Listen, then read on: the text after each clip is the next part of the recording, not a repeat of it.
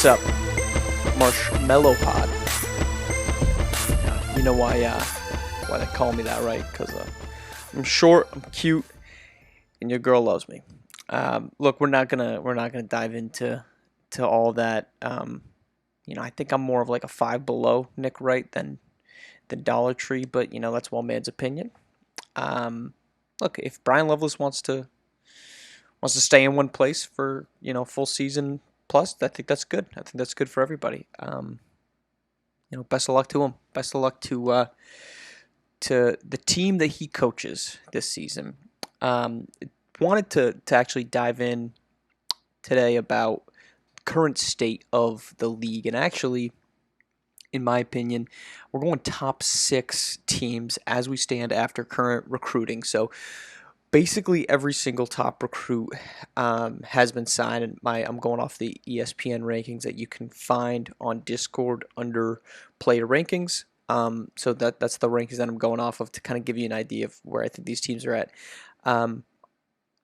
Before I get into who I think the top 6 teams are currently, my biggest concern actually right now is with 2 teams, Showtime and Run DMV. And I have complete faith in Myron Murray to lead Run DMV, but my concern is he's missing on some of these big guys, and I think I said this in one of the threads.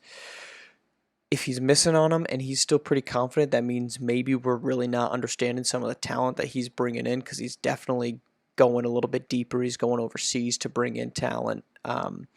I think that's exciting if he ends up proving us all to be questioning incorrectly. But I think that's still a concern, because when you look at the other top teams, purely from a coaching perspective, okay, so I think the top 3 teams coming into the offseason were the Originators, Gotham 5, and then Run DMV. Obviously, that's changed a little bit, but both the Originators and Gotham 5, hey, guess what they did? Signed the top 2 recruits according to ESPN. It tends to be pretty good. Run DMV hasn't done that. Now, he could get Dorian King across, and this could be all for nothing. So, yeah, I mean, whatever ends up happening, Darian King across, not Dorian. Whatever he ends up doing, maybe there's some pieces coming, and there's plenty of still undecided recruitable players out there. Hint, hint, coaches, don't screw it up, including Jason Tata, which will transition to be the second team I'm concerned about. Is Showtime. Look, they got Bronny James, they got Bryce James, great. Spoke to Ethan Letterman, he's not going anywhere. But of course, Jason Tata is. He's now recruitable. He's gone. He grew to 6'7", as I think it was Ilava who mentioned that. I apologize if I'm getting who had called that out wrong.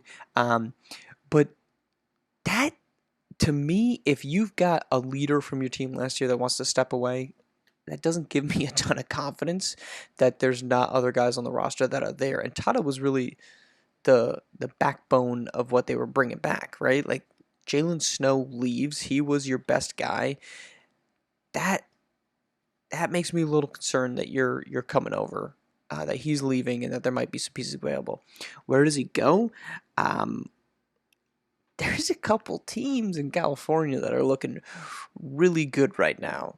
Best Coast Ballers, Bay Area Breakers. If Tata wants to stay in California, obviously Bakersfield native, they could do with a 6'7" wing to add in. I mean, I think it's exciting to see what comes next for all those. But I'm concerned for Showtime.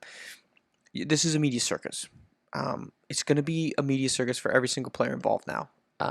There's no question about it. Good game, bad game. Minutes are going to be tracked religiously. Hey, Bronny James didn't play well. Are you going to lower his minutes? Hey, Ethan Letterman didn't play well. Are you going to give Bronny James more minutes? Should Bryce James get... that's going to be what Coach Chad Smith has to talk about. That's what he's going to have to deal with. I mean, good luck. I think if either of those two become even a fraction of the talent that their father was, then that's a good problem to have. But this is going to be a frenzy in Los Angeles. Flipping, the top 6 teams that I'm really liking right now, this is in no particular order, but I'm going to work from bottom to top in terms of the talent on the roster currently. First team up are the Indy Stripes. Okay, what Javad Storm has done, and he's already come out and said, look, the way I handled the introduction of Malachi Booth to this organization was wrong.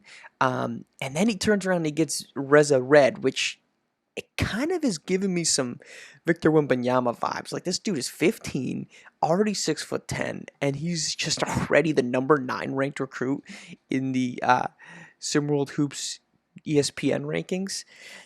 That's dangerous, man. That's dangerous. And I think that's he's already bringing back a couple good pieces like Brian Wilder. Um, I think he's putting together a really good team, and so with Booth, with Red, I think he's got the pieces there that I'm really excited about what he's done this far. I think he's got some room to improve. I think his wings are okay, not great, as much as the Wilder Booth kind of drama came about. I think he still needs a little bit better 2 to 3 guy. Booth 6'3", Wilder's 5'9". That concerns me a little bit, but I like how it's shaping up. I already talked a little bit about Bay Area in terms of could they be Jason Tata landing spot, and I really like what Dre Pope has done right now. Okay, they've got Caden Ship already in place, who is coming in at number 8. They added Royce Anderson. He's number 20. That's a big add too, Royce. That's a Florida native, Orlando, Florida, and he's going to be traveling to California for games. And I think I had a little exchange with him earlier this week when that was announced. Like, I hope he likes jet lag because he's going to get plenty of it. But I really like that. You're expanding the area, the reach that the Bay has, and the facilities. I think I talked about this on Tuesday. The facilities are incredible. So you're gonna have a location that should attract players, and we're proving that it already is. It already is. And if he can add, Jason Tata, that's the number one guy on my list. If I'm Dre Pope, that's who I'm going after. There's other good pieces out there, but like that's the guy right now. If you look at the SimWorld ESPN rankings, I believe, and I know this is great podcasting, but let me just confirm. Yeah, it's him, and then 2 spots above him is Shaquan Ingram, who's the number 22 recruit. He's the only other top 25 guy that is unsigned. And then you go down a couple spots. Curtis London's 28, and he's in the Bay. So I like what they're crafting. They've got a really good group coming in. I thought it was a bit of a wasted talent from last season. I think that was expressed in the last pod. So I like where they're gonna be headed. Southeast Select, simple. You have Trey Turner. You don't really need to add a ton of new guys for me to want to root for you. You've got Trey Turner. He's your only, according to ESPN, top 50 recruit on that roster. But that being said, he's maybe the best recruit in the country. You want to see Brad Lee make some moves, okay? I know they're working on a low budget. It's not the most incredible region to pull from to like attract talent from a financial perspective when you look like compared to the Bay. But this is still a really, really good team. Or at least has the potential to be when you build around Trey Turner. So I like where they're at. That changes if they stop adding anybody, though. If they just assume this is their group and they take it into next season, we're gonna have some question marks. Next up is the Best Coast, and this is obvious. Lasterius Outlaw and Mikey Williams, currently 5 and 14 on ESPN's top 50. I'm gonna make the argument that's the best combination in basketball right now. I think that Gotham 5, who I'll get to in a moment, has the capability to surpass that. But that backcourt might be unstoppable. I don't know that there's going to be a backcourt in SimWorld Hoops that's going to be able to hang with the two of them.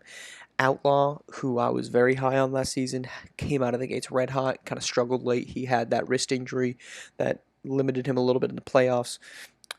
Mikey Williams is going to enter in. He's highly recruited, highly touted, big brand name. I really like what Best Coast is going to do. I think, unfortunately for East Coast viewers, the West Coast is really going to be where the action is. Bay Area, Best Coast, Showtime. Those three are going to be, if they're not great, it's going to be entertaining to watch. Next up, the fifth team on this top six is Gotham 5. And simple. You add Aaron Lovejoy, who's number 2, or excuse me, number 15. You add Mackenzie Mbako, who's number 2. That's a wing big combination, and you can make the case Mackenzie Mbako at 6'9" is as much of a big as he is a wing.